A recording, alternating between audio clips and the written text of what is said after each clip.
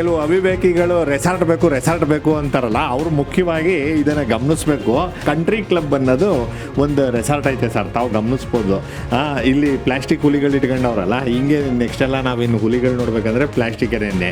ರೆಸಾರ್ಟ್ಗಳಿಂದ ಏನಾಯ್ತದೆ ಅಂತ ಅಂದರೆ ಈ ರೀತಿ ಪ್ಲಾಸ್ಟಿಕ್ಗಳ ಶೇಖರಣೆ ಆಯ್ತದೆ.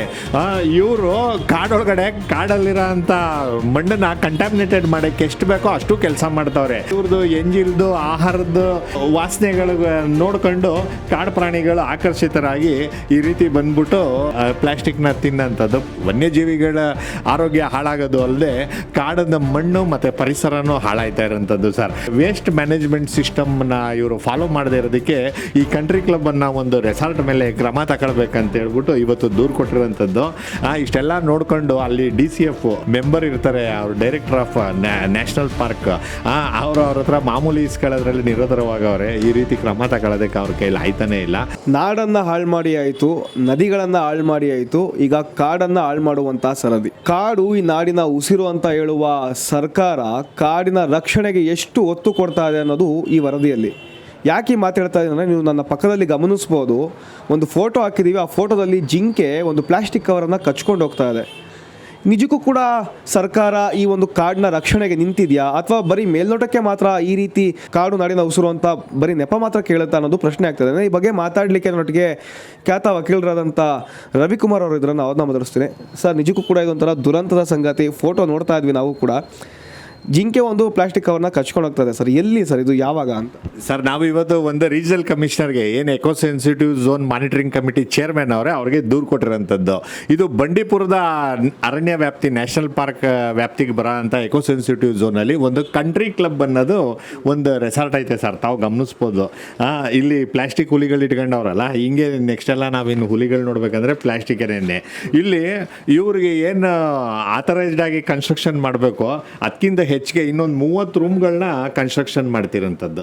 ಇದು ಅಲ್ಲಿ ಸ್ಥಳೀಯರು ನಮ್ಗೆ ಇನ್ಫಾರ್ಮೇಷನ್ ಕೊಟ್ಟಿದ್ದ ಮೇರೆಗೆ ನಾವು ಈ ದೂರನ್ನ ಕೊಡ್ತಾ ಇದ್ದೀವಿ. ತಾವು ಗಮನಿಸ್ಬೋದು ಫೋಟೋಗ್ರಾಫಲ್ಲಿ 30 ರೂಮ್ ಕಟ್ತಾ ಇರೋಂಥದ್ದು.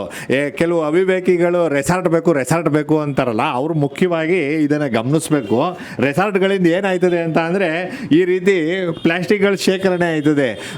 ಇವರು ಕಾಡಲ್ಲಿರೋ ಅಂಥ ಮಣ್ಣನ್ನು ಕಂಟಾಮಿನೇಟೆಡ್ ಮಾಡೋಕ್ಕೆ ಎಷ್ಟು ಬೇಕೋ ಅಷ್ಟು ಕೆಲಸ ಮಾಡ್ತಾವ್ರೆ. ಈ ರೀತಿ 15 ಅಡಿ 20 ಅಡಿ ಹಳ್ಳ ತೋಡ್ಬಿಟ್ಟು ಅಲ್ಲಿ ನೀರು ಬಾಟ್ಲುಗಳು, ಎಣ್ಣೆ ಬಾಟ್ಲುಗಳು, ಮತ್ತು ಅಲ್ಲಿ ಏನು ಗಲೀಜ್ ಪ್ಲಾಸ್ಟಿಕ್ಗಳನ್ನೆಲ್ಲನೂ ಈ ರೀತಿ ಹಳ್ಳದೊಳಗಡೆ ಡಂಪ್ ಮಾಡಿಬಿಟ್ಟು ಇವರು ಮಣ್ಣ ಮುಚ್ಚಿಬಿಡೋದು. ಈ ರೀತಿ ಆ ಹಳ್ಳ ತುಂಬಿದ್ಮೇಲೆ ಇನ್ನೊಂದು ಹಳ್ಳ ಮಾಡೋದು. ಆ ಹಳ್ಳದೊಳಗಡೆ 10 ಅಡಿ 15 ಅಡಿ ಅಲ್ಲಿ ಪ್ರಾಣಿ ಪಕ್ಷಿಗಳು ಸತ್ತೋದ್ರೂ ಸಹ ಹಂಗೇನೆ ಇವರು ಮುಚ್ಚೋಂಥದ್ದು. ಇಲ್ಲಿ ಇವ್ರದ್ದು ಎಂಜಿಲ್ದು ಆಹಾರದ ವಾಸನೆಗಳು ನೋಡ್ಕೊಂಡು ಕಾಡು ಪ್ರಾಣಿಗಳು ಆಕರ್ಷಿತರಾಗಿ ಈ ರೀತಿ ಬಂದ್ಬಿಟ್ಟು ಪ್ಲಾಸ್ಟಿಕ್ನ ತಿನ್ನಂಥದ್ದು. ಪ್ಲಾಸ್ಟಿಕ್ ತಿಂದು ವನ್ಯಜೀವಿಗಳ ಆರೋಗ್ಯ ಹಾಳಾಗೋದು ಅಲ್ಲದೆ ಕಾಡದ ಮಣ್ಣು ಮತ್ತು ಪರಿಸರನೂ ಹಾಳಾಯ್ತಾ ಇರೋಂಥದ್ದು ಸರ್.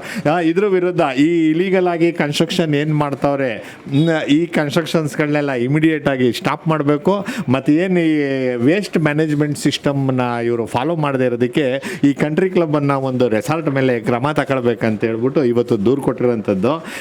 ಸರ್, ಇದು ನಿಮಗೆ ಎಷ್ಟರ ಮಟ್ಟಿಗೆ ಅಂತ ಅಂದರೆ ಅಲ್ಲಿ ಸರಿಸುಮಾರು ಒಂದು 10 ರಿಂದ 15 ಗುಂಡಿಗಳು ಇವರು ಇದೇ ರೀತಿ ಮಾಡ್ತಿರೋಂಥದ್ದು. ಇದು ಏನು ಕರ್ನಾಟಕ ಪೊಲ್ಯೂಷನ್ ಕಂಟ್ರೋಲ್ ಬೋರ್ಡ್ದು ನಾರ್ಮ್ಸ್ ಐತೆ, ಇದಕ್ಕೂ ವಿರುದ್ಧವಾಗಿರೋಂಥದ್ದು. ಮತ್ತು ಪ್ಲಾಸ್ಟಿಕ್ ವೇಸ್ಟ್ ಮ್ಯಾನೇಜ್ಮೆಂಟ್ ರೂಲ್ಸ್ ಅಂತ ಅಂದ್ಬಿಟ್ಟು 2016 ಮಾಡಿದ್ರು, ಅದಕ್ಕೂ ವಿರುದ್ಧ ಆಗಿರೋಂಥದ್ದು. ಇವರು ಪ್ಲಾಸ್ಟಿಕ್ನ ಹೆಂಗೆ ಡಿಸ್ಪೋಸ್ ಮಾಡಬೇಕು, ಅಲ್ಲಿ ಸಾಯಲ್ ಮತ್ತು ವಾಟರ್ ಕಂಟಾಮಿನೇಟೆಡ್ ಆಗದಂಗೆ ಹೆಂಗೆ ನೋಡ್ಕೊಳ್ಬೇಕು ಅನ್ನೋದಕ್ಕೆ ಒಂದಷ್ಟು ಗೈಡ್ಲೈನ್ಸ್ ಐತೆ ಸರ್. ಸಂಪೂರ್ಣವಾಗಿ ವೈಲೇಟ್ ಮಾಡಿರೋದಕ್ಕೆ ಇವತ್ತು ಮುನ್ಸಿಪಾಲ್ಟಿಗಳಲ್ಲಿ ದನಗಳು ಹೆಂಗೆ ಪ್ಲಾಸ್ಟಿಕ್ಕು ಪೇಪರ್ಗಳನ್ನ ತಿಂತವೋ ಹಂಗೆ ಕಾಡಲ್ಲಿರೋ ಅಂಥ ಕಾಡು ಪ್ರಾಣಿಗಳು, ಜಿಂಕೆ ಸೇರಿದಂತೆ ಎಲ್ಲ ಸಸ್ಯಾಹಾರಿ ಪ್ರಾಣಿಗಳು ಈ ರೀತಿ ಪ್ಲಾಸ್ಟಿಕ್ನ ತಿನ್ನೋ ಗತಿ ಬಂದಿರೋದು.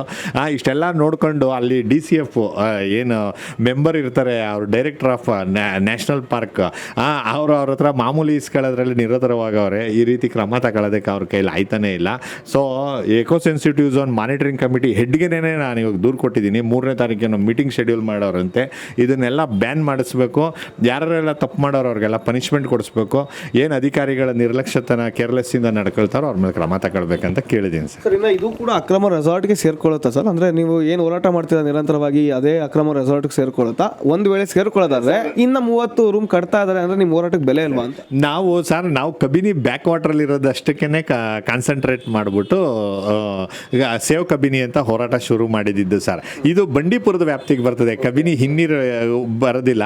ಬಂಡೀಪುರದ ವ್ಯಾಪ್ತಿಗೆ ಬರೋದ್ರಿಂದ Bandipur national forest director come DCF ಯಾರಿರ್ತಾರೆ ಅವ್ರು ಇದ್ರ ಬಗ್ಗೆ ಗಮನ ಹರಿಸ್ಬೇಕಾಗಿತ್ತು. ನಾವು ಇದನ್ನು ಈ ರೆಸಾರ್ಟ್ಗಳು ಪಟ್ಟಿ ಕೊಟ್ಟವಲ್ಲ, ಇದನ್ನು ಕೊಡಿ ಅಂತ ಹೇಳ್ಬಿಟ್ಟು ಸ್ಥಳೀಯರು ನಮಗೆ ಮಾಹಿತಿ ಕೊಟ್ಟಿರೋಂಥದ್ದು. 30 ರೂಮ್ ಹೆಂಗೆ ಸರ್ ಸಾಧ್ಯ? 30 ರೂಮ್ನ ಎಕೋಸೆನ್ಸಿಟಿವ್ ಝೋನ್ ಒಳಗಡೆ ಪರ್ಮನೆಂಟ್ ಸ್ಟ್ರಕ್ಚರ್ಗಳನ್ನ ಇವ್ರು ಕನ್ಸ್ಟ್ರಕ್ಷನ್ ಮಾಡೋದಕ್ಕೆ ಹೈಲಿ ಇಂಪಾಸಿಬಲ್. ಸೊ ಎಲ್ಲ ಕಾನೂನುಗಳನ್ನು ಉಲ್ಲಂಘನೆ ಮಾಡಿ ಶ್ರೀಮಂತರುಗಳಿಗೆ ಒಂದು ಕಾನೂನು, ಬಡವ್ರಿಗೆ ಒಂದು ಕಾನೂನು. ಬಡವ ಒಂದು ರೂಮ್ ಕಟ್ಕೊಳ್ಳೋದಕ್ಕೆ ಸಾಧ್ಯನಾ ಸರ್ ಎಕ್ಸ್ಟ್ರಾ? ಇವ್ರು ಯಾರೋ ಕೇರಳದವರು ಸರ್, ಇವರು ಓನರು ಕೇರಳದವನು ಹಣವಂತ ಬಂದ್ಬಿಟ್ಟು ಇವ್ರಿಗೆಲ್ಲ ಇನ್ಫ್ಲೂಯೆನ್ಸ್ ಮಾಡಿಬಿಟ್ಟು ಈ ರೀತಿ ಕಟ್ಕೊಂತಿರೋದು.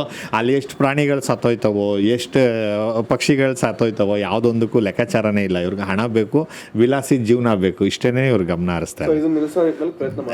ಈಗ ನಾವು ದೂರು ಕೊಟ್ಟಿದ್ದೀವಿ, ಏನೋ 3ನೇ ತಾರೀಕು ಮೀಟಿಂಗ್ ಆಯ್ತಂತೆ, ತಕ್ಷಣನೇ ಇವ್ರ ಮೇಲೆಲ್ಲ ಕ್ರಮ ತಗೊಳ್ತೀವಿ ಅಂತ ಪ್ರಾಮಿಸ್ ಮಾಡವ್ರೆ. ಸೊ ಇವಿಷ್ಟು ವಕೀಲರಾದಂತಹ ರವಿಕುಮಾರ್ ಅವರ ಮಾತಾಗಿರುವಂಥದ್ದು. ಒಂದು ವೇಳೆ ಇದೇ ರೀತಿಯಾದಂತಹ ಕಾಡು ಪ್ರಾಣಿಗಳ ಮೇಲೆ ಈ ರೀತಿಯಾದಂತಹ ದೌರ್ಜನ್ಯ ನಡೀತಾ ಇದ್ದಾರೆ, ಮುಂದಿನ ದಿನಗಳಲ್ಲಿ ನಾವು ಕಾಡು ಪ್ರಾಣಿಗಳನ್ನ ಬರೀ ಫೋಟೋ, ವಿಡಿಯೋ ಹಾಗೂ ಪ್ಲಾಸ್ಟಿಕ್ ಪ್ರಾಣಿಗಳನ್ನ ನೋಡಬೇಕಾದಂಥ ಪರಿಸ್ಥಿತಿ ನಿರ್ಮಾಣ ಆಗುತ್ತೆ ಅನ್ನೋದು ಇವರ ಮಾತಾಗಿರುವಂಥದ್ದು. ಕ್ಯಾಮ್ರಾ ಪರ್ಸನ್ ಸತೀಶ್ ಜೊತೆ ಚಂದನ್ ಬಲರಾಮ್, ಇಂಡಿಯನ್ TV, ಮೈಸೂರು.